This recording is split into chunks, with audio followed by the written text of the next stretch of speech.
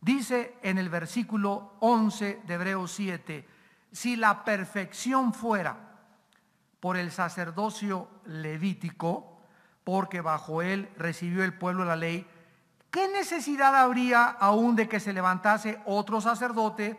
Y vean ustedes que el orden de donde Jesús fue llamado no fue del orden de Leví, se llama el orden de Melquisedec, y no fue llamado según el orden de Aarón.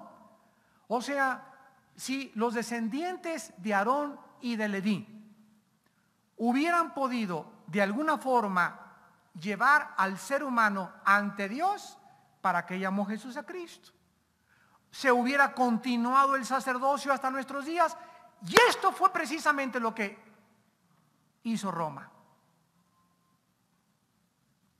Roma se brincó la cruz y sigue un orden de sacerdotes haciendo sacrificios para Dios, para interceder y ser mediadores ante el pueblo, ante Dios, cuando ahora nosotros, todos los cristianos, 1 Pedro 2:9, somos una nación y un reino de sacerdotes.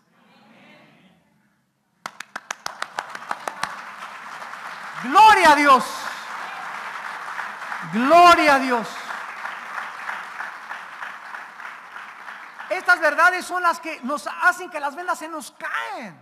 Yo recuerdo cuando estas verdades comencé a brincar, dije, Dios mío, gloria a Dios, ahora lo entiendo.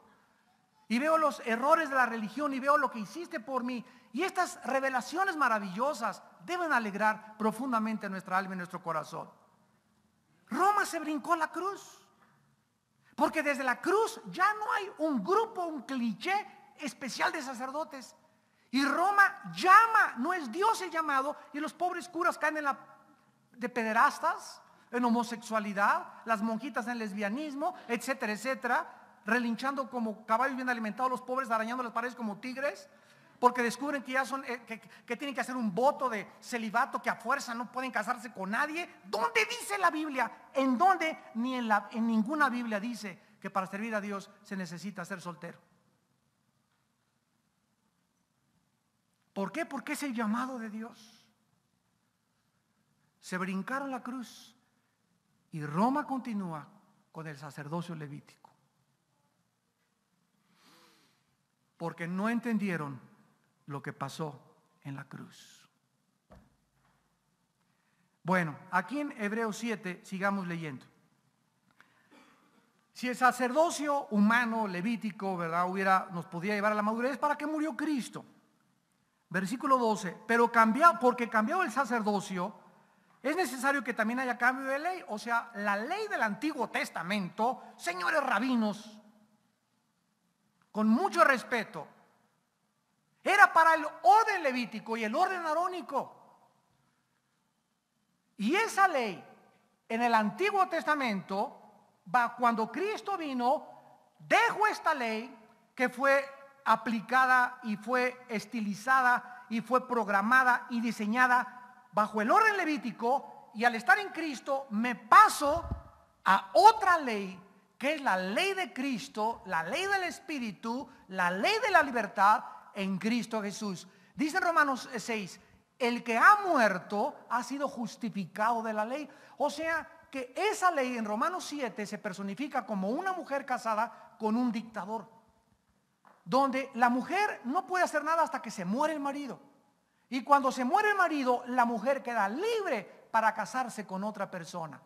Nosotros estábamos casados a esa ley. Y al morir en Cristo, en la cruz del Calvario, y al ser enterrados con Cristo, y al resucitar con Cristo, hemos sido hechos libres de esa ley que me obligaba: guarda el Shabbat, pórtate bien, cumple las fiestas, circuncídate, haz ritos, haz sacrificios, miércoles de ceniza, vete a la villa, haz sacrificios, viernes primeros, bla, bla, bla, bla, bla, bla, liturgias, cumplimientos, sacrificios y religiosidad. Pero ahora que he muerto con Cristo, esa ley ya no puede venir. Hagan de cuenta que aquí estamos en una caja de muertos y yo soy la ley. Yo no le puedo decir, haz esto, haz aquello. ¿Por qué? Porque está muerto. ¿Cómo puede alguien decirle a un muerto que haga algo? Y puede la ley venirte y patearte lo que quieras. La ley ya no tiene nada con los muertos. Ya estamos muertos y los que hemos muerto en Cristo hemos sido hechos libres de esa ley del antiguo pacto. Y ahora estamos bajo otro régimen, ahora estamos bajo otra dimensión, ahora estamos bajo otro pacto mucho mejor que el Levítico, un sacrificio mucho mejor que los sacrificios del Antiguo Testamento, en un pacto infinitamente superior, y estamos en Cristo Jesús para ahora ser libres totalmente, porque mi Señor que está en mí cumplió todo lo que la ley demandaba bajo el sacerdocio arónico y levítico.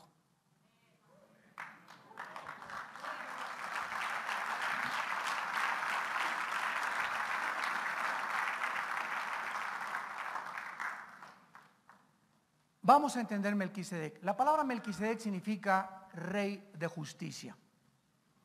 Cuando Abraham acababa de regresar de pelear contra los reyes de Sodoma y los reyes circunvecinos, en Génesis 14 del 17 al 20, de repente se le aparece un hombre y le dice a Abraham que es Melquisedec, rey de Salem. La palabra Jerusalén más tarde se unió a otro prefijo que es Yehu Shalom. Salem es Shalom.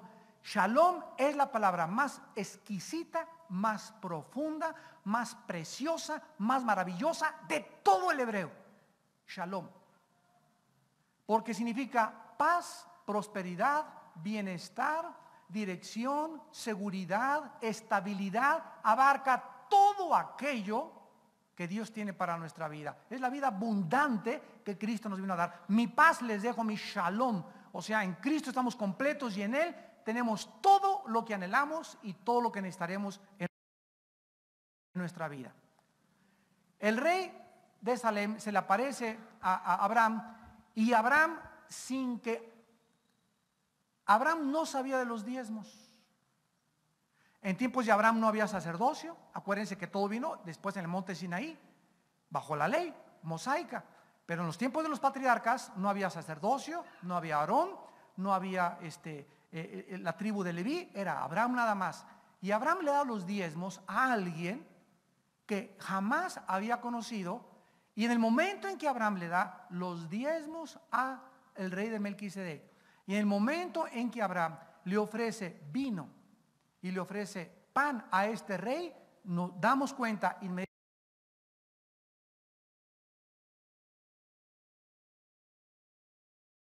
Este hombre, Melquisedec, que se le apareció a Abraham, era el Señor Jesucristo. El Señor Jesucristo. Ya Miqueas, el profeta Miqueas dijo que sus salidas eran desde la eternidad. O sea, Jesús cuando nació en el vientre de María y creció como un niño y como un joven, les dijo a los fariseos, antes de Abraham yo era.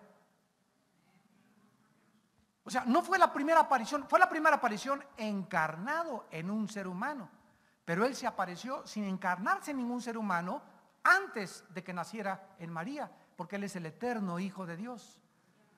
Además, este título, Rey de Justicia y Rey de Paz, no se le puede adjudicar a ningún ser humano más que a Jesucristo.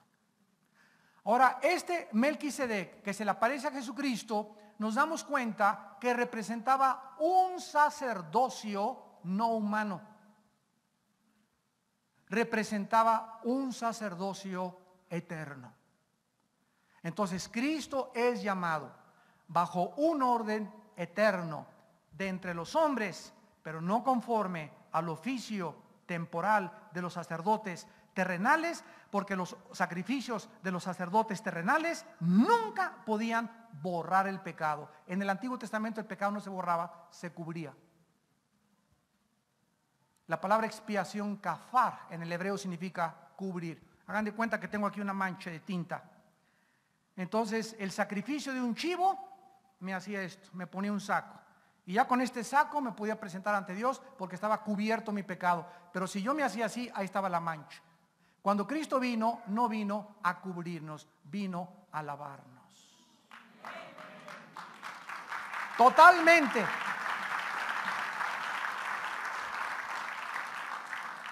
Entonces, si Cristo iba a venir de otro orden sacerdotal, no podía venir ni de Aarón ni de Leví.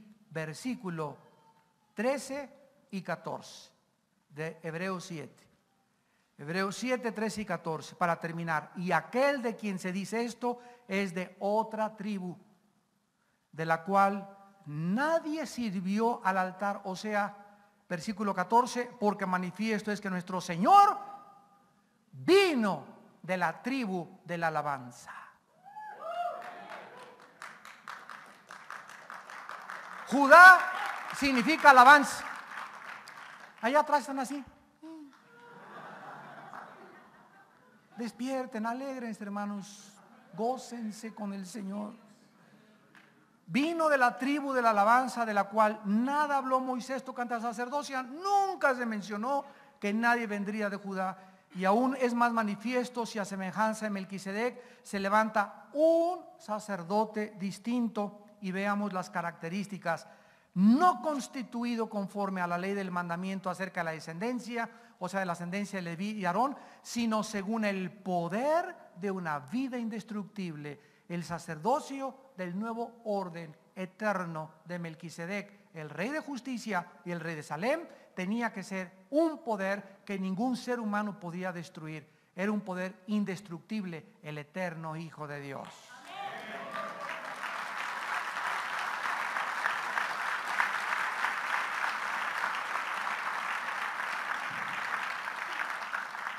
Y para terminar, el versículo 23 en adelante de Hebreos 7 explica: y los otros sacerdotes, ¿verdad?, los de Leví y de Aarón, llegaron a ser muchos, debido a que por la muerte, ¿verdad?, ellos eran destructibles, eran humanos, no podían continuar. Mas por cuanto permanece para siempre, tiene un sacerdocio inmutable. O sea, el sacerdocio de Cristo no está sujeto a cambios. Inmutable significa imposible de cambiar. Versículo 25, por lo cual puede también salvar perpetuamente a los que por él, no por Buda, no por el Dalai Lama, no por el doctor Estrada, no por el Maharaji Kachi Makarachi, no por Mahatma Gandhi, no por tu gurú, no por ningún líder religioso, ni por el fundador de los mormones, ni por José Smith, ni el fundador de las sectas, ni ninguna otra persona, sino por el Hijo de Dios. Y dice: porque tal sumo sacerdote nos convenía, santo, inocente, sin mancha, apartado de los pecadores y hecho más sublime que los cielos, que no tiene necesidad cada día, como aquellos sumos sacerdotes, de ofrecer primero sacrificios por sus pecados y luego por los del pueblo, porque esto lo hizo una vez para siempre, ofreciéndose a sí mismo. El hombre que muriera en la cruz del Calvario y abriera sus brazos en una cruz, no podía tener pecado. Tenía que ser humano, pero no podía tener pecado. ¿Cómo resolvió este conflicto, este dilema Dios? A través del nacimiento virginal. Que José no tuviera, el esperma de José no entrara a ovular el óvulo o fertilizar el óvulo de María. El que fertilizó el óvulo de María fue el Espíritu Santo. Entonces nace Jesús a través de un óvulo femenino. El varón no tuvo nada que ver. ¿Por qué odian tanto a las mujeres? El Mesías vino por una mujer, sin que Pancho Pantera interviniera. Ni Rambo, ni los nietos de Zapata. Y cuando Jesús nace como un hombre, tenía que morir en la cruz. Y en el Antiguo Testamento los sacerdotes, bajo el orden de Leví, antes de ofrecer sacrificios y derramar la sangre, primero el sacrificio era para los pecados de ellos, porque ellos eran hombres también, y después de que ellos ofrecían sacrificio por los pecados, los ofrecían por el pueblo. Pero en la cruz del Calvario, el que moría en la cruz del Calvario no podía tener pecado, porque entonces hubiera tenido primero que morir para él mismo. Y resucitar y volverse a levantar y volverse a crucificar para ofrecer un segundo sacrificio para todos. Pero hoy dice que ofreció uno para siempre. ¿Cómo fue posible esto? Porque era sin pecado, inocente, sin mancha, hecho más sublime que los cielos. Gloria a Dios.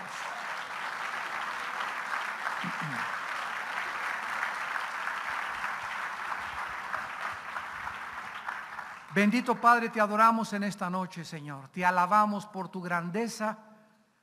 ¿Qué no has oído y no has sabido que el Dios eterno es Jehová, que creó los confines de la tierra y que su entendimiento no hay quien lo alcance? Él quita a los presidentes y pone a los presidentes. Él quita a los reyes y Él pone a los reyes. Él conoce lo que está escondido y lo que está en la luz. Él es el que da la sabiduría y el conocimiento. A Él es a quien en esta noche le damos toda la gloria y toda la honra. Padre, gracias por abrir nuestro entendimiento y hacernos comprender a través de la verdad lo que tú hiciste en nuestro lugar en la cruz y todo el simbolismo reflejado en los sacrificios, las ofrendas, el templo y el sacerdocio. Todo era un retrato de Jesús. Mas venido Jesús, ya no hay necesidad de ninguna de las cosas que ordenaste a Israel bajo el sacerdocio arónico y levítico, porque ahora Jesús nos trae un nuevo sacerdocio, un nuevo orden, donde los que le reciben entran a la eternidad, reciben la vida eterna. Hecho semejante a nosotros, Jesús logró con su sangre lo que ningún sacerdote bajo el antiguo pacto pudo lograr. Te adoramos, Jesús, porque en este momento nos estás escuchando y estás viviendo sentado en el trono de tu Padre para interceder por nosotros, para recordarnos que todo lo que atravesemos en esta vida, tú lo viviste antes que nosotros. Y para recordarnos que si tú triunfaste en la muerte y resucitaste a los 3 días, no tengamos miedo de morir. Lo peor que nos podría suceder es morir, y para nosotros morir es ganancia. Gracias, Padre, porque somos más que vencedores por medio de Cristo, por lo cual ni los ángeles, ni los demonios, ni el infierno, ni la muerte, ni la pobreza, ni la desnudez, ni la persecución nos podrán separar del amor de Dios que es en Cristo Jesús, Señor nuestro, en quien oramos y te damos las gracias. Amén.